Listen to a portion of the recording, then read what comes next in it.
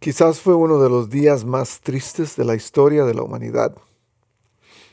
La luz del mundo, el que era el principio de toda la creación, el que era antes de todas las cosas, el primogénito de Dios, el Hijo unigénito de Dios, que había sido dado a la humanidad para salvar a la humanidad, estaba cumpliendo esa tarea, colgando en la cruz. Después de haber sido traicionado, después de haber tenido una noche en vela llena de angustia, llena de dolor, sudando gotas de sangre, dice la Biblia. Después de haber sido azotado varias veces por los soldados romanos, después de haber sido coronado con espinas, sangrando de la cabeza, sangrando del costado, de la espalda, de los brazos, de las piernas, en un estado de completa de vulnerabilidad, en un estado de debilidad completa, burlado, abofeteado, juzgado y ahora crucificado. El amor completo, el amor de Dios completo, estaba colgado en la cruz. Y después de todo eso, después de lo que dice Juan en el capítulo 19, después de que ya sabía que todo había terminado, y para que se cumpliera la escritura, Jesús dice, tengo sed. Una frase que nunca esperaríamos escuchar de Jesús, en realidad. Una frase que nos cuesta entender. ¿Y por qué fue que Juan la puso en su evangelio? ¿Por qué fue que él, de alguna manera, esa frase se le quedó impregnada en la mente y la puso en su libro? ¿Cómo puede ser que el agua de vida de la que leemos en su propio libro ahora tenga sed? ¿Cómo puede ser que quien hizo el mar, quien hizo la lluvia, quien separó el agua, cómo puede ser que el que abrió el mar rojo o el río Jordán ahora tenga sed? Y no nos queda más que preguntarnos, ¿cómo funciona esto del milagro de la encarnación de Cristo en ser humano? El Dios Todopoderoso que habla existencia tiene sed. Y es que esta no es la primera vez que Jesús tiene sed. Hoy vamos a hablar de la primera vez que Juan reconoce a Jesús como un ser humano como nosotros. Un ser humano que se cansa, que tiene necesidades y específicamente que tiene sed. Estamos en Juan, el capítulo 3, el capítulo 4, de los versículos 1 hasta el 46, creo que es, y si no, síganme en la lectura, porque vamos a leer esta historia, que es una de las historias quizás más conocidas de la Biblia, en términos de la interacción que existe entre Jesús y una mujer. También es una de las historias más conocidas en la Biblia entre Jesús y su relación con el agua. Porque hasta ahora Jesús ha tenido relación con el agua, pero ha sido una relación más de ritual. Porque el agua la hemos visto como la parte que limpia, la parte que nos limpia espiritualmente, que nos limpia físicamente, la parte que purifica del agua. Hemos visto el agua transformada en vino, en gozo. Y ahora vamos a ver el agua en su más básico estado, en su más básica función: calmar la sed. Juan capítulo 4, y empezamos leyendo. Y dice, Jesús se enteró que los fariseos sabían que él estaba haciendo y bautizando más discípulos que Juan. Y entre paréntesis, Juan nos da más paréntesis, dice, aunque en realidad no era Jesús quien bautizaba, sino sus discípulos. La semana pasada hablamos un poco de esto. Por eso se fue de Judea y volvió otra vez a Galilea. Y el versículo 4 nos dice algo muy particular. Quizás usted ha escuchado esto antes y ha leído este pasaje. Si no lo ha leído, tal vez hoy lo va a descubrir. El versículo 4 dice, como tenía que pasar por Samaria, llegó a un pueblo samaritano llamado Sicar, cerca del terreno que Jacob le había dado a su hijo José. Ahora, esto nos lleva de vuelta al libro de Génesis, donde Jacob abre un pozo y desde entonces, desde cientos de años atrás, ese pozo existía ahí. El pozo que Jacob le había dado a su hijo José y a sus hijos, a las 12 tribus de Israel, era un pozo que permanecía como un monumento, en realidad. Era útil, sacaban agua de allí, pero también era un punto de referencia en Palestina, especialmente para los samaritanos, porque estaba dentro de su país. Pero lo que me llama la atención no es el pozo en sí en este momento. Lo que me llama la atención es por qué Jesús tenía que pasar por Samaria. Porque pudo haber tomado el camino que la mayoría de judíos tomaba, que era rodeando el país de Samaria para no pasar por ahí, porque había una situación. A los judíos no les gusta pasar por Samaria. Es más largo rodear, pero es más conveniente. Y algunas veces pensamos, ¿por qué Jesús tenía que pasar por ahí? ¿Por qué Dios tiene que pasar por los lugares menos indicados? ¿Por qué Dios tiene que pasar por la pantalla de mi video en este momento? Se estará preguntando usted. ¿Por qué Dios se molestaría para pasar a verme? ¿Por qué Dios se molestaría por pasar a visitarme? ¿Por qué Dios se molestaría por cruzar directamente por mi casa, por mi corazón, por mi situación, por mi trabajo? ¿Por qué a mí? ¿Por qué si no tengo lo que otros tienen? ¿Por qué Dios se molestaría en cruzar el camino, tomar un atajo solamente para verme a mí? Porque parece que en mí no hay nada especial para que Dios ponga su atención. Y tal vez algunos que están detrás de la pantalla en ese momento estén pensando en eso. ¿Para qué Dios se va a molestar en pasar por este video? ¿Para qué Dios se va a molestar en hablarme a mí en este video? Yo no soy nadie. La respuesta es muy sencilla. Y es que Jesús hace todo con un propósito. Lo vemos en Juan. Él hace todo. Él va a lugares. Él habla con personas. Él hace las señales de las que nos habla Juan. Él lo hace todo con un propósito. Nosotros no, pero Él sí. Nosotros no tenemos un propósito definido muchas veces. A veces hacemos las cosas automáticamente, Jesús no. Jesús hace las cosas con un propósito establecido. Y eso nos llama la atención de cómo estoy haciendo las cosas en mi vida, cómo converso con la gente, cómo compro en el supermercado, cómo pongo gasolina en mi carro. Versículo 6, ahí estaba el pozo de Jacob. Jesús, fatigado del camino. Otra cosa que me llena de preguntas. ¿Cómo el Hijo de Dios puede estar fatigado del camino? Fatigado del camino se sentó junto al pozo. Y era cerca del mediodía, la hora sexta, que dirían en algunas traducciones.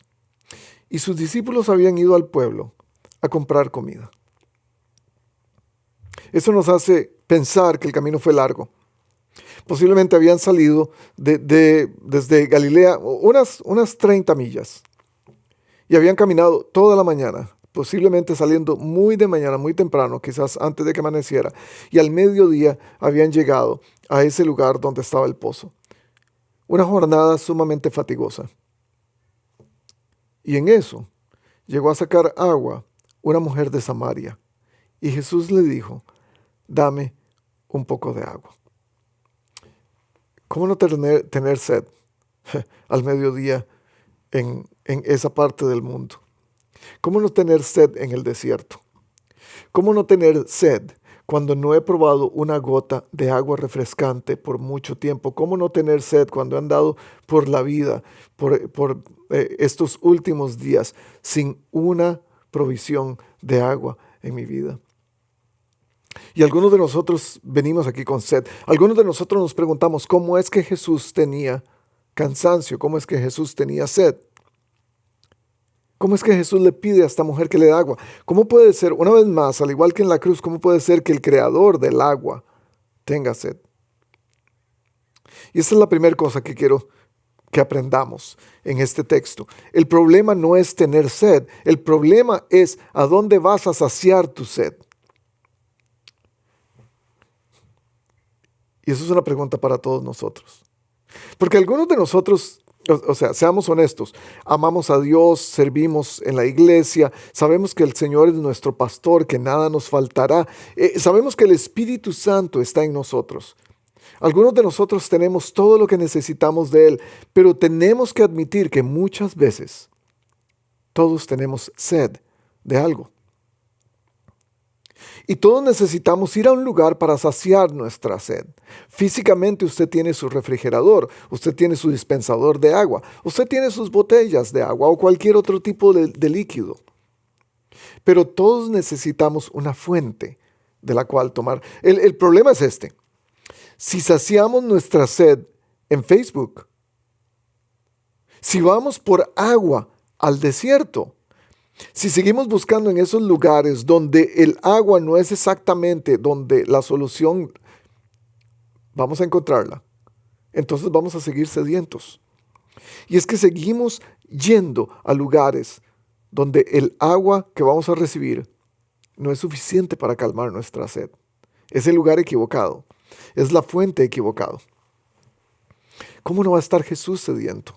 Ha caminado por lo menos por 15 millas en esa mañana. ¿Por cuánto has andado últimamente que estás tan cansado y tan sediento? Sediento de amor, sediento de atención, sediento de respuestas, sediento de sanidad, sediento de amistad, de relaciones, sediento de propósito. Es muy difícil ver a un Dios que lucha con la debilidad humana y ver a Jesús en este momento, ver a un Dios que tiene sed, pero al hacerlo nos vemos a nosotros mismos porque Él representa todo lo que somos nosotros, por eso se hace humano. Entonces lo vemos a Él no como nos gustaría ser, más bien lo vemos como nosotros somos en realidad. Y representa a cada uno de nosotros en nuestra debilidad. El problema es que vamos a lugares donde nuestra sed no va a ser satisfecha, donde nuestra alma no va a ser satisfecha, porque todos tenemos sed, todos tratamos de saciarla. Algunos tratan de saciarla en el teléfono cada mañana, al ver cuántos likes tienen en lo que pusieron ayer en Facebook. Algunos tratan de saciar su sed en la cama con otras personas. Algunos tratan de saciar su sed, tratando de recibir piropos y cosas buenas. Algunos tratan de hacerlo con cosas materiales, otros tratan de hacerlo con relaciones que no llevan a ninguna parte. Algunos tratan de resolver su sed, de saciar su sed al ser el alma de la fiesta, pero lo que no se dan cuenta es que su alma no está siendo saciada.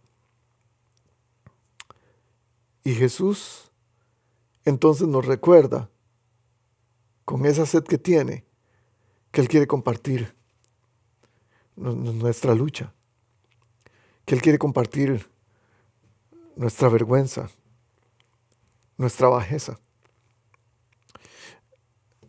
Tenemos ahora una visión de Jesús cargando con nuestra vergüenza, con nuestra culpa. La vergüenza y la culpa que nos causa el tener tanta sed. Porque algunos de nosotros pensamos, yo tengo demasiada sed y quiere decir que quizás no soy el cristiano que debería ser, no soy la mujer o el hombre que debería ser. ¿Cómo no va a estar Jesús sediento si ha caminado tanto? ¿Cómo no vamos a estar nosotros sedientos si hemos caminado tanto por la vida? ¿Cómo no va a estar Jesús sediento en la cruz? Estaba compartiendo tu vergüenza. Estaba cargando tu vergüenza, mi vergüenza en sus hombros. 80 libras de peso era la viga horizontal de la cruz que tuvo que cargar cuesta arriba desde el palacio de Herodes hasta el Gólgota. Para algunos esto se ve como un fracaso. Para algunos se ve como decepción. Para algunos esta culpa se ve como pecado. Esta vergüenza se ve como falta de algo en nuestra vida. Es una culpa que hemos cargado por un camino largo. Tal vez la has cargado desde niño. Tal vez la has cargado desde un año atrás o tal vez la empezaste a cargar esta mañana. Pero es una culpa que muchos estamos cargando. El problema es a dónde vamos a ir a saciar la sed que nos causa esta culpa. Sigamos leyendo. Versículo 9. Pero como los judíos no usan nada en común con los samaritanos, la mujer respondió: ¿cómo se te ocurre pedirme agua si tú eres judío y yo soy samaritana? Ahora, tengo que parar aquí y dar un poco de contexto para que entendamos. Los samaritanos eran un pueblo que eran una mezcla entre judíos y, y gente de otros pueblos. Y esto ocurrió cuando fueron deportados a Babilonia cientos de años atrás, una vez más. Cuando el imperio babilónico tomó a muchos judíos y los llevó cautivos a Babilonia. Esta gente, la gente que regresó, estaban mezclados en matrimonios, eran hijos de babilonios o de otros pueblos con judíos. Hicieron sus propias costumbres, sus propias creencias, sus propios rituales religiosos, mezclando la espiritualidad judía o la espiritualidad de Israel con lo que habían traído de su propia tierra. Entonces la gente de Israel empezó a odiarlos, empezó a despreciarlos y decía: ellos no tienen nada que ver con nosotros. Lo que le está diciendo esta mujer a Jesús es: no puede ser que me estás hablando a mí. No me estás hablando a mí en realidad. Dijiste algo, pero no es para mí. Esto no debería ser, no puede ser que exista comunicación entre nosotros. Es ahí cuando nosotros decimos: no es posible que Dios va a cambiar su camino solamente por pasar por mi casa, por mi situación, por mi problema. Y no es posible que me pueda hablar. ¿Cómo me vas a hablar a mí si yo no tengo nada para que me hables?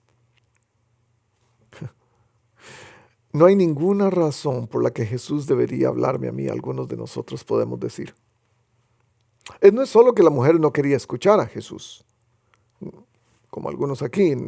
Quizás usted no quiere escuchar lo que la palabra de Dios dice. Estamos en la iglesia y estamos pensando que la palabra de Dios es para mi esposo o para el vecino o para aquella persona, pero no estamos pensando que va directamente para nosotros. Pero no es solamente por eso, es porque ella no se siente digna. Es porque algunos de nosotros no nos sentimos dignos. Y es por eso que ella está ahí al mediodía. Es por eso que ella no viene al final de la tarde, cuando el clima ya refrescó un poco y no tiene que caminar bajo el sol ardiente del mediodía. Porque ella no quiere ver a más personas que la van a criticar y la van a juzgar. Porque tiene suficiente sed como para venir al mediodía a recoger agua. Pero también tiene suficiente vergüenza como para hacerlo a esa hora. Ya vamos a ver por qué. Está fatigada de lidiar con las etiquetas que le han puesto. Entonces no quiere saber más. Viene al mediodía: tengo sed, necesito estar ahí. La gente me ha tildado de samaritana, la gente me ha tildado de mujer, la gente me ha tildado de pecadora. Y es que tiene sed, como usted y yo.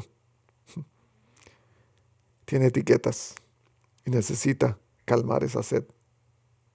Si supieras, versículo 10, si solo supieras lo que Dios puede dar y conocieras al que te está pidiendo agua, contestó Jesús, tú le habrías pedido a él y él te habría dado agua que da vida.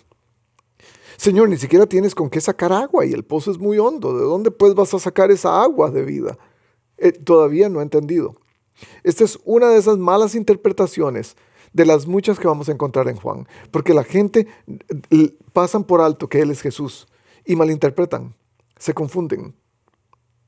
¿Acaso eres tú superior a nuestro padre Jacob, que nos dejó este pozo, del cual bebieron él, sus hijos y su ganado? Pedir agua es impensable para ella. ¿Cómo puede ser que me pidas agua? No es solamente un asunto de agua. Es que él es judío y ella es samaritana.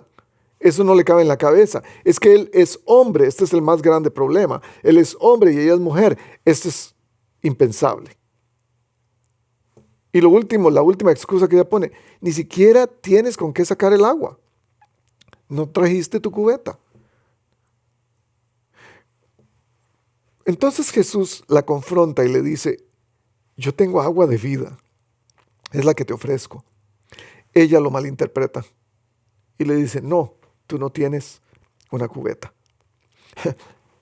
Y después le saca toda su retórica religiosa. Le dice: pero es que tú no eres más grande que Jacob, el padre Jacob, el que hizo este pozo, el que cavó este pozo.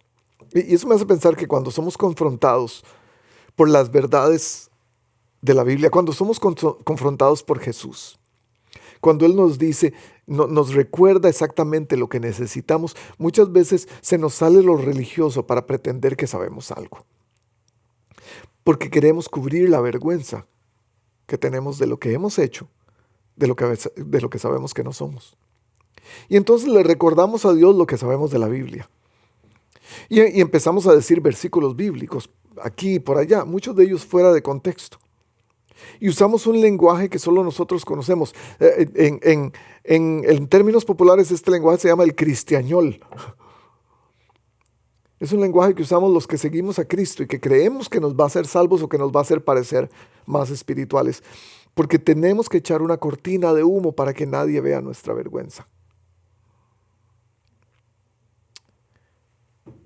Y algunos de nosotros podríamos decir, sí, pero yo sé que yo tengo sed, pero por lo menos no tengo Facebook. Y yo diría, bueno, pero tienes otras cosas en casa. Tienes cierto tipo de revistas, de literatura, tienes cierto tipo de bebida en tu refrigerador. Y no quiero que me malinterprete, Facebook o la cerveza o la revista no son necesariamente el problema. El problema es usar esas cosas como el pozo a donde vamos a tomar para poder saciar nuestra sed. Porque todos vamos a algún lugar a beber. Se llama Facebook o Instagram. Se llama el bar o la fiesta. Se llama el mall o el supermercado. Todos vamos a un lugar a beber. Jesús les recuerda, todo el que beba de esta agua volverá a tener sed, del agua del pozo. Pero el que beba del agua que yo le daré no volverá a tener sed jamás, sino que dentro de él esa agua se convertirá en un manantial que brotará vida eterna. Señor, dame esa agua para que no vuelva a tener sed ni siga viniendo aquí a sacarla. Dame refills gratis, es lo que le está diciendo. Para mí el problema es ver a Jesús en esta situación de que tiene sed. Porque Él está diciendo que Él es el agua de vida que no te va a dar sed ya más. Pero en la cruz, el agua de vida tiene sed. Y esto me hace un cortocircuito en la mente. Me causa curiosidad cómo el agua de vida tiene sed. El caso es que yo creo que Él nos recuerda en su humanidad que todos siempre vamos a tener sed de algo. Porque Jesús tuvo sed física real en la cruz. Y eso nos recuerda que la sed no es la que se termina. Lo que se termina puede ser el deseo de seguir tomando agua que no va a saciarla. Y Jesús tiene sed en la cruz. Y nosotros vamos a tener sed muchas veces. A pesar de que lo tengamos todo, como dije antes, su espíritu, sus bendiciones, el conocimiento de la palabra de Dios, el gozo. Pero muchas veces vamos a encontrarnos con sed. Porque hay días que vamos a estar desanimados. Hay días en que vamos a tener que orar y sudar gotas como de sangre. Va a haber días en que vamos a tener mucho miedo. Por eso la Biblia nos recuerda muchas veces, no tengas miedo, porque tenemos miedo. Porque somos seres humanos. Lo que Jesús está diciendo es esto: siempre tendrás una fuente de donde podrás beber. Siempre. Y por eso la segunda cosa que quiero compartir es que no es que nunca más nos sentiremos sedientos, sino que siempre tendremos una fuente para beber. Y ese principio es sumamente importante, porque algunos de nosotros pasamos la vida sedientos, pasamos los días sedientos, pasamos las horas sedientos sin esperanza. Pero déjeme decirle, hay una fuente para beber. Filipenses 4:19, mi Dios pues suplirá todo lo que les falte conforme a sus riquezas en gloria. En Cristo Jesús, Dios va a suplir su fuente de agua. Y ella entonces no lo entiende todavía. Y entonces Jesús tiene que recordarle algo. Ve a llamar a tu esposo y vuelve acá, le dijo Jesús. Y le tiene que recordar dónde está su sed, para que ella entienda el concepto. Ella le responde, no tengo esposo. Bien has dicho, le dice Jesús, no tienes esposo. Es cierto que has tenido 5 y el que ahora tienes no es tu esposo. En esto has dicho la verdad. Porque siempre tratamos de evitar revelar toda nuestra vergüenza. Por vergüenza. Porque esta es la vergüenza que tiene ella.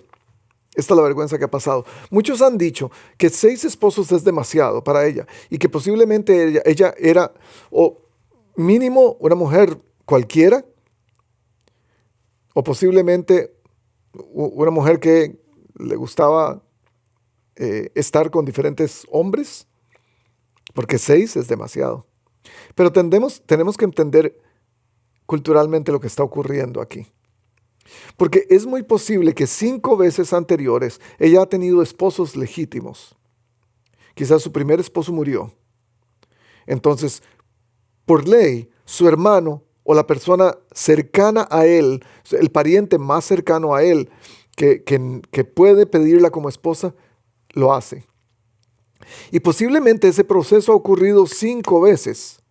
5 veces ha tenido esposos que ella no pidió. O por lo menos 4 veces.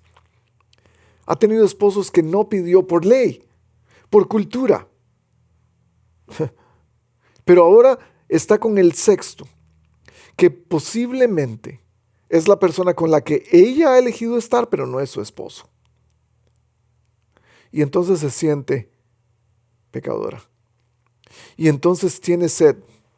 Tiene sed de algo que ella no puede encontrar, que no ha podido encontrar en 5 personas anteriormente. Tal vez en esta 6ª persona lo voy a encontrar. Es la sed que muchos de nosotros tenemos al querer encontrar lo que no hemos podido encontrar en nuestra vida y satisfacer nuestros deseos más profundos. Y lo hacemos con tanta diferente cosa. Y lo hacemos con drogas, o lo hacemos con dinero, o lo hacemos con atención. Lo hacemos con muchas cosas. Es una sed de aceptación, de validación como mujer, como esposa, la que ella tiene. Es una sed de ser apreciada, amada, querida. Es una sed que todos tenemos. Pero una sed también que nos lleva a tomar porque tenemos tanta vergüenza de tener tanta sed. ¿Cuál es tu sed? ¿De qué tienes sed? ¿De qué estás sediento? Porque todos tenemos sed. Jesús quiere darnos agua que no viene de personas o de cosas. Jesús quiere darnos agua que viene de adentro de nosotros, que es como un manantial que va a brotar, un suministro ilimitado de agua en medio del desierto de esta vida. Señor, me doy cuenta de que tú eres profeta, versículo 19. Nuestros antepasados adoraron en este monte, pero ustedes los judíos dicen que el lugar donde debemos adorar está en Jerusalén. Y una vez más, ella trata de sacar lo que sabe en términos religiosos para sorprender a Jesús, para impresionar a Jesús. ¿No es eso lo que hacemos todos nosotros? Estamos sedientos de Él, pero a la misma vez tratamos de impresionarlo con lo que podemos decir o hacer, con las oraciones que decimos cada día, con las veces que vamos a la iglesia o cuántas lecturas bíblicas o versículos hemos aprendido. Créeme, mujer, que se acerca la hora que ni en este monte ni en Jerusalén adorarán ustedes al Padre. Ahora ustedes adoran lo que no conocen. Nosotros adoramos lo que conocemos. Porque la salvación proviene de los judíos y le da una cosa que es verdadera. Pero se acerca la hora, le dice Jesús. Y ha llegado ya, de hecho, en que los verdaderos adoradores rendirán culto al Padre en espíritu y en verdad, porque así quiere el Padre que sean los que le adoren. Dios es espíritu y quienes lo adoran deben hacerlo en espíritu y en verdad. Y esto nos vuela la cabeza, porque en medio de toda la situación, en medio de la vergüenza, en medio de la sed, en medio del agua, en medio de la discusión, en medio del prejuicio, de este cuadro. Jesús nos da una lección de adoración. Y nos recuerda esto: el espíritu no está limitado a un lugar. La verdad no está limitada a un grupo. Jesús le recuerda esto a ella porque es importante para nosotros. Porque generalmente, para saciar nuestra sed, tratamos de hacerlo en lugares donde parecen más religiosos o con personas que parecen más espirituales. ¿No es cierto? Entonces, seguimos pensando que la verdad está limitada a lugares y a personas. Pero la verdad es que no sabemos cómo trabaja Dios. La verdad es que no entendemos cómo Dios trabaja porque cada vez nos sorprende más. La verdad es que a pesar de no saber cómo, Él aún trabaja en nosotros y a través de nosotros. No entiendo cómo. A pesar de nuestra sed y a pesar de nuestra disfuncionalidad y a pesar de nuestra vergüenza, Dios sigue trabajando en nosotros. Entonces tenemos que dejar de pensar de muchas maneras para poder entender lo que Jesús está diciendo. Que la adoración no ocurre ni en un lugar ni a través de alguna persona que no sea Él. Entonces dejemos de pensar que el agua está limitada a las oraciones de alguien más espiritual, a las oraciones de un pastor o al servicio dominical. El agua no está limitada solamente en tu grupo de vida. Puedes encontrar agua de vida en cualquier lugar, porque la presencia de Dios está en cualquier lugar. Su espíritu está en todo lugar. Porque si esto es verdad, la vas a hallar en cada circunstancia. Todo depende de cuán sediento estés y de cuánto vas a querer ir a la fuente original para recibir el agua. ¿A dónde vas a beber? Es la gran pregunta. Sé que viene el Mesías, le dice ella. Al que llaman el Cristo, respondió ella. Cuando Él venga nos explicará todas las cosas. Y es aquí cuando por primera vez en el libro de Juan, Jesús revela su identidad. Ese soy yo, y le da el nombre de Dios. Yo soy Yahweh, el que habla contigo. Y en esto llegan los discípulos. Y todo se echa a perder. No, llegan los discípulos. Y se sorprendieron de verlo hablando. Y hablando con una mujer. Aunque ninguno le preguntó, todos calladitos, más bonitos, ¿qué pretendes? ¿O de qué hablas con ella? No le preguntaron ninguna de esas cosas. La mujer entonces dejó su cántaro, volvió al pueblo y le decía a la gente: vengan a ver a un hombre que me ha dicho todo lo que he hecho. ¿No será este el Cristo? Salieron del pueblo y fueron a ver a Jesús. Y ella estaba tan emocionada que había encontrado el agua verdadera que se le olvidó su cántaro. Y se fue al pueblo porque había encontrado el agua que verdaderamente la iba a satisfacer completamente. Y este es nuestro siguiente punto. Jesús es el agua. Nosotros somos las vasijas. Ella era la vasija. Y no lo entendía. No lo entendió. Esa agua que bebes y te da vida, esa agua que te quita la sed, también la puedes ofrecer a otros. Es por eso que nosotros somos la cubeta, somos las vasijas. Todo el que bebe de su interior correrán ríos de agua viva. A eso se refiere Jesús. El agua va a salir de dentro de ti. Y esto me lleva a preguntarnos a todos los que decimos que somos cristianos y que seguimos a Cristo. ¿Estamos llevando agua? ¿Estamos llevándole el agua a otros, a donde quiera que vayamos? ¿Estamos siendo esos manantiales de agua viva de los que está hablando Jesús? ¿Qué tipo de agua estás dando? ¿Qué tipo de agua estás ofreciendo para quitar la sed? Porque si estamos en relaciones que son completamente inservibles, relaciones que no tienen sentido, no estamos siendo esa agua. Si estamos tratando de saciar la sed de otras personas con lo que nosotros podemos hacer, con lo que podemos darles por nosotros mismos, estamos equivocados. No vamos por buen camino. Por eso sus discípulos insistían: Rabí, come algo. Y les responde esto Jesús: yo tengo un alimento que ustedes no conocen. ¿Le habrán traído algo de comer?, comentaban entre sí los discípulos. Y entonces Jesús entiende y les dice, mi alimento es hacer la voluntad del que me envió y terminar su obra. Es más o menos como la respuesta que le da a Satanás en el monte, mientras estaba siendo tentado en el desierto, ¿recuerdan? No solo de pan vivirá el hombre, sino en todo lo que sale de la boca de Dios, en la palabra de Dios. ¿No dicen ustedes, todavía faltan 4 meses para la cosecha? Yo les digo, abran los ojos y miren los campos sembrados. Y es posible que estaban en una ladera donde podían ver los campos. Algunos de ellos iban a estar listos en 2 o 3 meses para la cosecha. Ya la cosecha está madura, ya el segador recibe su salario y recoge el fruto para vida eterna. Ahora tanto el sembrador como el segador se alegran juntos, porque como dice el refrán, uno es el que siembra y el otro el que cosecha. Yo los he enviado a ustedes a cosechar lo que no les costó ningún trabajo.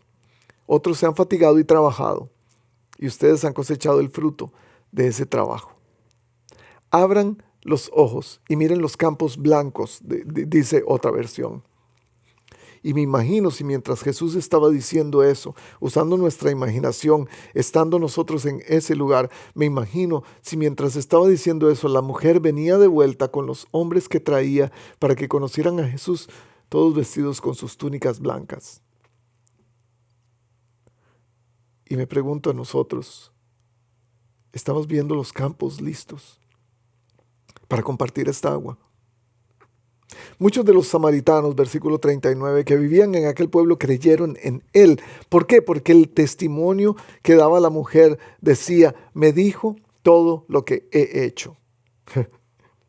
De paso, ella les dice lo mismo que había dicho Andrés en el pasado, que habían dicho en las primeras historias de los que trajeron a alguien a Jesús, vengan y vean. Vengan y vean. Así que cuando los samaritanos fueron a su encuentro, le insistieron en que se quedara con ellos. Jesús permaneció allí 2 días y muchos más llegaron a creer por lo que él mismo decía. Ya no creemos solo porque tú dijiste, le decían a la mujer. Ahora lo hemos oído nosotros mismos. Ya no creemos solamente porque nos trajiste agua, fuimos al agua directamente. Sabemos que verdaderamente este es el Salvador del mundo.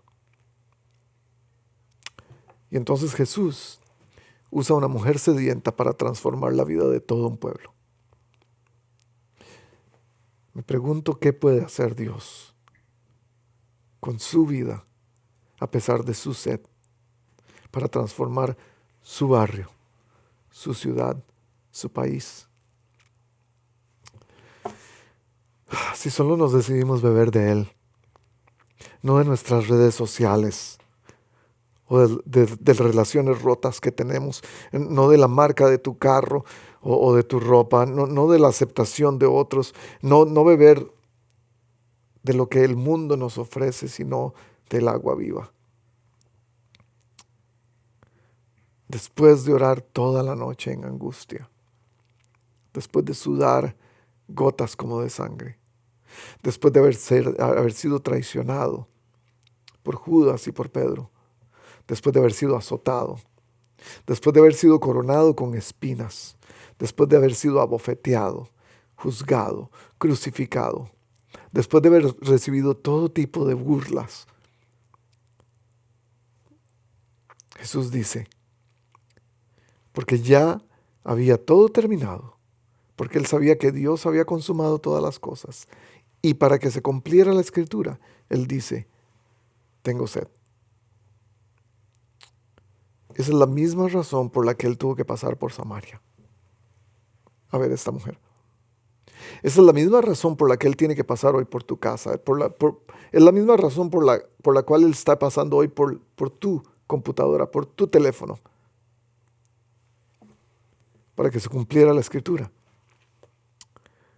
Porque nos muestra cómo se ve la sed saciada en obediencia, negándose a sí mismo en la cruz. Hoy yo quiero que usted se vaya de este video, deje su pantalla con agua de vida. Aunque se vaya sediento después de haber escuchado este sermón, yo quiero que tenga la esperanza de que hay una fuente a donde puede ir. Aunque esté pasando por un desierto, aunque esté pasando por lugares donde la sed es increíblemente insoportable, yo quiero que se vaya de este lugar con la esperanza de que hay agua, de que hay una fuente. Porque para cumplir con su tarea, Dios quiere darle propósito a cada desierto que está mirando este video en este momento. Dios quiere darle propósito a cada persona sedienta que está mirando este video en este momento. Él no desperdició la sed de la mujer samaritana. Ella creyó que ella era la que tenía que darle agua. No, ella vino para que Jesús le diera agua. Él no desperdició la sed de ella al mediodía y toda la vergüenza que eso significaba. Él no desperdició su propia sed en la cruz. Porque como dijimos al principio, Él hace todo con un propósito. Y el propósito es para que se cumpla su voluntad. Así como no desperdició su propia sed, así como no desperdició la sed de la mujer, así como Él no va a desperdiciar tu sed que tienes en este momento. De esa misma manera, Él va a cumplir su propósito en el mundo. Ve y toma del agua de vida. Bebe, es gratis. Isaías lo dijo de esta manera: a todos los sedientos vengan a las aguas. Y los que no tienen dinero, vengan, compren sin pagar. Vengan y sáciense. Vengan y sacien su alma. Nos vemos la próxima semana.